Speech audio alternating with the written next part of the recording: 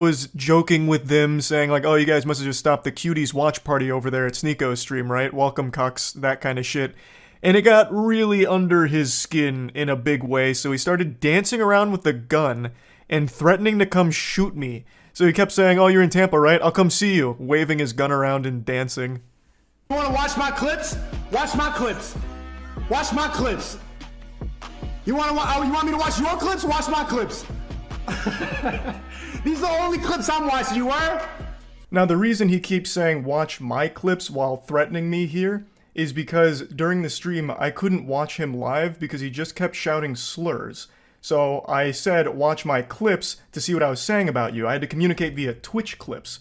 And I'm sorry to be that guy, this is like the grammar police of guns, but he's a fucking imbecile, you absolute buffoon. What you have there is not clips.